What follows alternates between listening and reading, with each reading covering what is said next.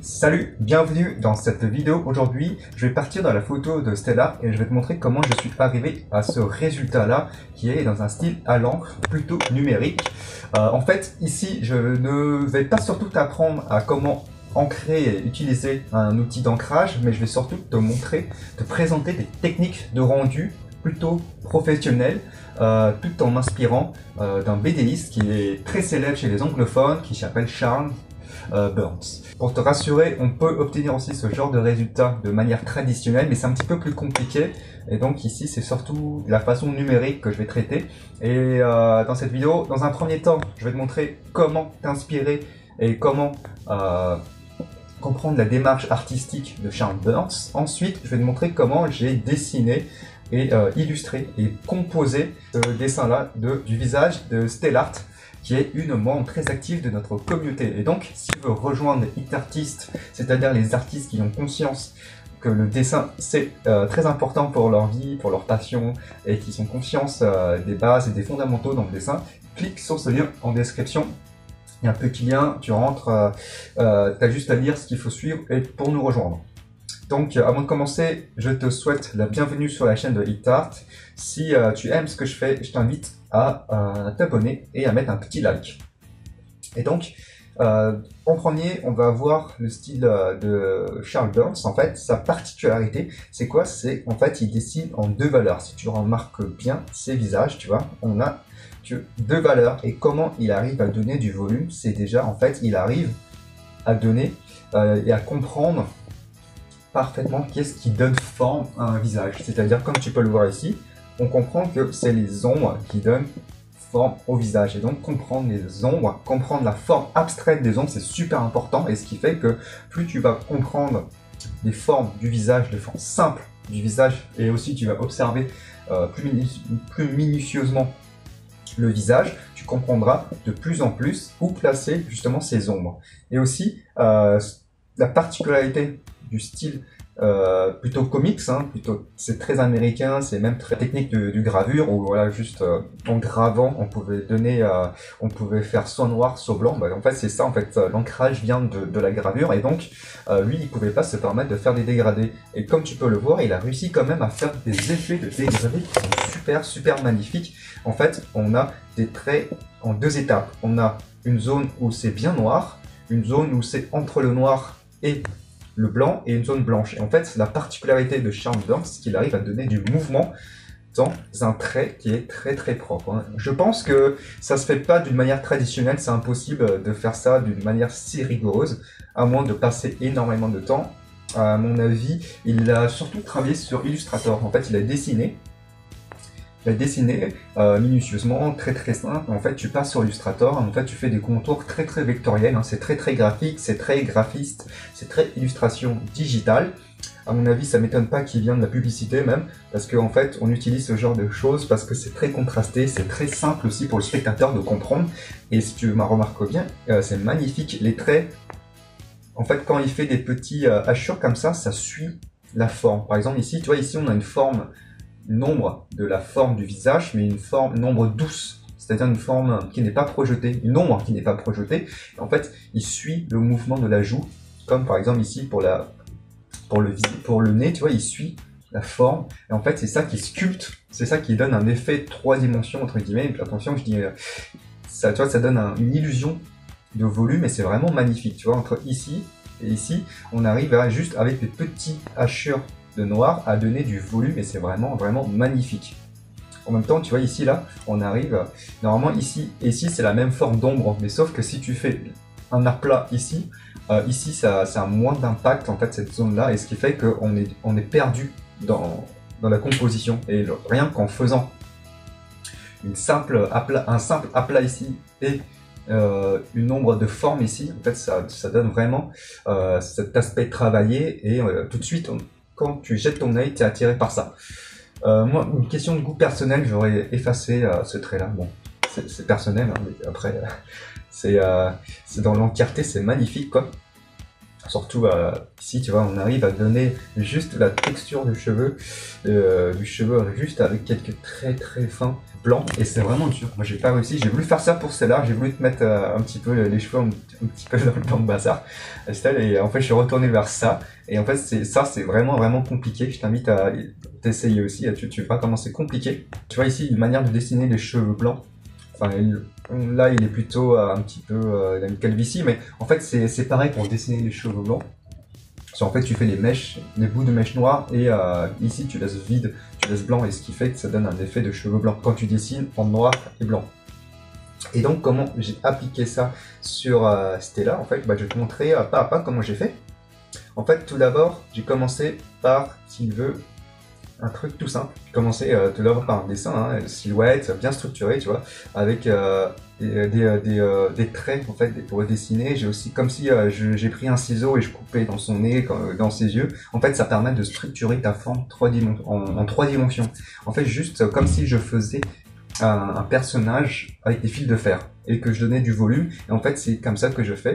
Ça s'appelle une construction à la méthode Ridley. J'en parlerai un jour. Donc abonne-toi si tu veux pas louper la vidéo qui va venir. C'est celui qui rend méthodique le dessin de portrait, et c'est super important de le connaître. Ensuite, tu vois, j'ai surtout esquissé la silhouette, bien esquissé, je reste bien propre. On comprend pratiquement déjà qu'ici c'est une tête. Déjà ici les proportions sont bien placées, hein. Les bonnes règles et la bonne méthodologie pour dessiner un portrait ressemblant. Ensuite ici c'est important, ici c'est super important, tu vois, parce que j'ai fait la règle des tierces. Pourquoi?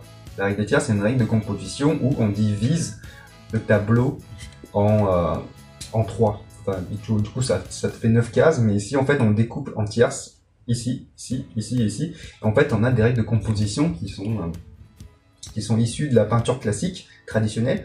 Et en fait, tu vois, ici, j'ai bien placé, j'ai recadré son œil pour qu'il soit bien ici, bien dans le carreau, tu vois. Et ce qui fait, c'est dès que tu regardes l'image, tu vois tout de suite les yeux de Stellart. Et ce qui fait que ça donne un effet très bien composé. Tu verras aussi sa photo de profil. Bah, elle a pris mon dessin et mis en photo de profil de sa page Facebook. Et en fait, quand tu regardes sa photo, enfin quand tu cliques en grand sa photo, on regarde tout de suite ses yeux et on découvre ensuite sa silhouette et ses cheveux. Et c'est ça qui est magnifique. En fait, on rentre tout de suite dans le dessin de la tête. Et justement, en utilisant cette règle de composition, ça va beaucoup t'aider aussi.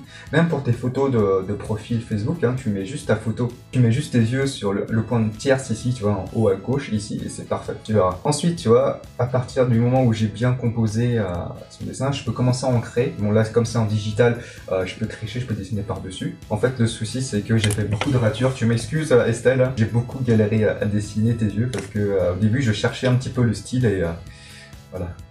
Tu vois, ça s'avance. Au début, j'ai fait beaucoup de tests et tu vas voir, ça va arriver, tu vois, ici. En fait, le plus dur dans tout ça, c'est surtout penser au style unique et propre, parce qu'en fait, le souci dans tout ça, c'est que Estelle, le problème, c'est qu'ici, on a très peu d'ombre. Enfin, même si on a une belle ombre ici, tu vois. On a de très belles ombres ici. Et en fait, ici, ça aurait été super bien de pouvoir dessiner au clair-obscur. Mais le problème, c'est que bon, j'étais rentré dans un délire où je devais dessiner Estelle à l'ombre, avec, à l'encre, à l'effet encre. Et en fait, ce qui fait que j'étais très limité en termes d'ombre, j'étais très limité en information. Et du coup, c'était un vrai challenge pour donner de la ressemblance, tu vois. Parce que si je me serais aidé justement de cette ombre qui est juste à droite et juste cette ombre qui fait la forme de son nez, en fait, ça aurait été très facile d'avoir une ressemblance parfaite. Ici, tu vois, j'ai vraiment galéré parce que là, c'est pas du tout ressemblant. En fait, j'ai avancé et là, c'est que ça commence à être ressemblant. Pourquoi? C'est parce que j'ai bien placé les yeux. J'ai bien placé les yeux. Si tu vois ici, ici, tu vois, ce qui fait la différence, c'est que j'ai bien placé les yeux. J'ai laissé une manière très simpliste, hein, si tu remarques bien, les yeux, c'est juste tes aplats, même ici, tu vois, en termes de ces yeux, tu vois, aplats et simplification, il faut rester très minimaliste, et c'est quand tu fais moins que t'en fais plus, less is more, hein, comme les Anglais le disent, et justement, c'est moins tu vas mettre beaucoup d'informations, et mieux c'est. Ensuite, tu vois, ici, là, j'ai voulu tenter un truc à la Burns, à la Charles Burns, mais en fait, je sentais que j'allais trop me compliquer. Ici, voilà, tu vois, j'ai énormément testé ces yeux. Ensuite, tu vois, ici, là, je me suis arrêté à là pour prendre du recul un petit peu sur ce que je fais. Et je me suis allé me reposer. Et quand j'ai montré ça à Estelle, elle a apprécié. Donc j'étais un petit peu plus confiant pour continuer. Du coup, c'est assez intéressant de voilà, quand on est dans une période de doute, de pas hésiter à publier ce que tu fais. Voilà, si tu as de bons retours, bah en fait, t'es plus confiant dans ce que tu fais et c'est comme ça qu'on progresse aussi, hein. C'est par la confiance et par la confiance en ses capacités. Ensuite, j'ai aussi testé un petit peu, tu vois, je voulais carrément arrêter les styles Charm Burns, mais j'ai poussé. Et moi, en fait, moi, j'aime pas trop, je me suis encore plus challengé. J'ai pas fait ces hachures de forme parce que je trouvais que c'était pas très obligatoire, je dirais, ou je trouvais que c'était juste quelques traits simples et bien placés. On arrivait à atteindre la ressemblance. Donc je voulais me challenger aussi, juste en faisant ça, bah ça aurait été, on va dire, trop simple. J'ose pas le dire, mais je le dis quand même, ça aurait été trop simple. Donc bon, on fait comme ça. Et ensuite, en fait, je pense que la moitié de mon temps a été passé sur les cheveux. Si tu regardes bien, les cheveux d'Estelle, on a quelque chose de très structuré et des bases qui partent, je sais pas comment ça s'appelle comme ça, en frisé, je dirais, en zigzag. Je suis pas un spécialiste des coupes de cheveux, mais voilà, je pense que si tu es une femme, tu comprends, ou si tu es coiffeur, tu comprends ce que ça veut dire. Du coup, les cheveux ici, en fait, on a une structure. On a à la fois une déconstruction de la coupe, mais on a une très bonne structure, bien structurée. Donc, faut faire attention, faut pas faire n'importe comment. Ici, tu vois, j'ai commencé faire un test pour voir si on pouvait atteindre un équilibre avec un dessin un petit peu hasardeux. Les mèches de cheveux, même si on comprenait un petit peu, on suivait le sens des cheveux.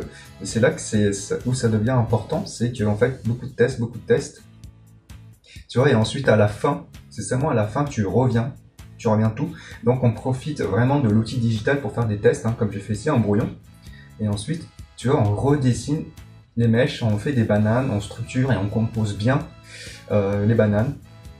Là, pour que ça soit bien équilibré. Si tu remarques bien, tu vois, tout ça, ça part d'une manière très équilibrée, il n'y a pas de déséquilibre, on réfléchit bien, et voilà. Quand elle a un visage tourné vers la gauche, on peut aplatir et écraser justement cette zone-là, parce qu'on a les yeux qui sont bien placés, et si tu remarques bien, les yeux bien placés ici, ça a du poids, en fait ça crée un équilibre, et en fait ça casse le centre, en fait, on a plutôt l'équilibre qui part par là, et ce qui fait que ça donne une composition beaucoup plus dynamique, que si on avait un équilibre ici, tu vois. Mais tu vois ici qu'on a un parfait équilibre, et ce qui fait que c'est vivant, et c'est vraiment dur à expliquer, mais voilà, c'est plutôt vivant, et ça paraît naturel et bien composé. Ensuite, pour les bananes, ensuite, tu vois, c'est vraiment dur d'esquisser les cheveux. J'ai commencé tu vois, par mèche, et en fait, c'est plutôt par des zigzags, tu vois, une zone blanche et des zigzags. Et c'est vraiment dur de les faire au pinceau, parce que je pense sur Illustrator où on est plus sur du duplication de motifs, ça il n'y a que les illustrateurs qui comprennent. Si tu ne connais pas Illustrator, tu peux pas trop comprendre, mais à mon avis sur Illustrator il y a moyen de dupliquer et de faire ça d'une manière pratiquement semi-automatique. Ici c'est un petit peu plus compliqué, je vais faire la main trait pour trait, donc c'est un petit peu plus long. Ici j'ai fait un espèce de furet dans ses cheveux.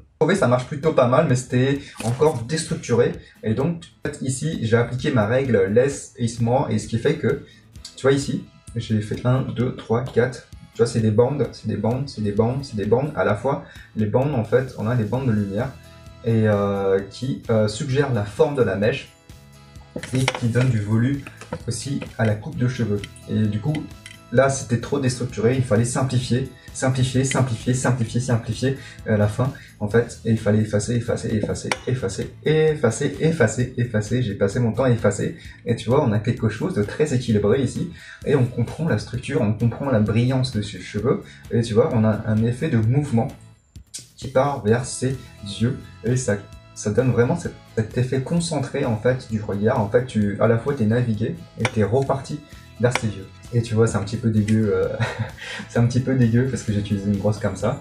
En fait, ensuite, j'ai fait ça en fait. Et voilà. Ensuite, tu vois ici, peut-être dans les détails, J'ai décidé d'effacer les yeux ici, là. Au début, j'avais mis une zone noire ici, si tu te souviens.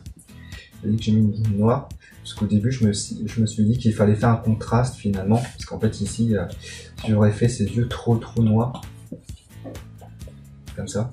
J'aurais fait comme ça. Ça, c'était pas très joli, tu vois, ça. Finalement, par esthétique, ça aurait été mieux de l'enlever parce qu'on avait les cheveux qui sont déjà très noirs. Et ça permet de donner un équilibre. Enfin, ce qui est important ici, c'est qu'il faut que tu regardes comment j'ai simplifié les formes, surtout dans cette zone-là. Si tu remarques bien, au niveau de chez Estelle, ça c'est la partie pour les professionnels. Là, tu vois ici, ses cheveux, enfin la forme de son visage, tu vois, n'est pas pareil que ça. Mais en fait, le truc que j'ai fait, c'est qu'ici, j'ai suivi l'ombre, si tu remarques bien. Pourquoi j'ai suivi l'ombre? Parce que en fait, ça te permet de donner et de suggérer la forme de ses joues. Tu vois, si j'aurais dessiné, si j'aurais enlevé le blanc ici, on aurait perdu justement, on aurait perdu le volume de sa tête ici. Et ce qui fait que, simplement en faisant ça, on permet au spectateur justement de comprendre le volume, tu vois, qu'elle a. Elle a ici un visage, tu vois, avec des arcades sourcilières, un front qui fait ça. Et voilà, tu vois, ça permet de comprendre le volume et c'est comme ça qu'on fait l'ombre. Enfin, c'est comme ça qu'on fait l'ombrage. Et ce qui permet de donner du volume. Par exemple, si j'aurais voulu donner du volume à ses joues, j'aurais fait quelque chose qu'on comprenne le volume juste en faisant ça. Tu vois ici, j'aurais fait quelque chose comme ça, très marqué, pour qu'on comprenne le volume. Tu vois, c'est surtout ce trait-là qui est magnifique, qui permet de comprendre le volume. Par exemple, pour y aller plus loin, dans les films de chez Ghibli, on peut voir, surtout dans le voyage de Chihiro, ici, tu vois, par exemple, tu vois l'ombre ici, qui va ici, qui descend ici et qui fait ici. Tu vois, ici, elle n'est pas droite, c'est parce que en fait, cette courbe-là, l'ombre de cette courbe, elle permet justement qu'on puisse comprendre la forme de son pull. Et c'est ça qui est magnifique. Par exemple, ici, tu vois, ça permet de moins dessiner et de suggérer. Et ce qui fait, c'est moins on montre, plus on suggère, plus ça allège le regard et plus ça permet de recentrer l'importance et tout en détaillant un maximum l'image et c'est vraiment magnifique. Tu vois, on a quelque chose de très composé, même si c'est au centre, mais tu vois, on a quelque chose, un équilibre entre les détails ici et un truc qui est plutôt vide, contrasté, mais on a les informations qui sont les plus importantes ici. Et c'est ça que j'adore dans le dessin d'encre, où on essaye d'être less is more, et c'est ça qui est magnifique. Donc toi aussi, si tu partages la même philosophie du dessin, c'est moins dessiné pour montrer plus, je t'invite à t'abonner de cette chaîne, aussi à cliquer sur le lien en description pour rejoindre la communauté des hit artistes. Et donc je te dis à la prochaine vidéo, on va parler plus particulièrement de dessin à l'encre, plutôt d'une manière improvisée. Salut!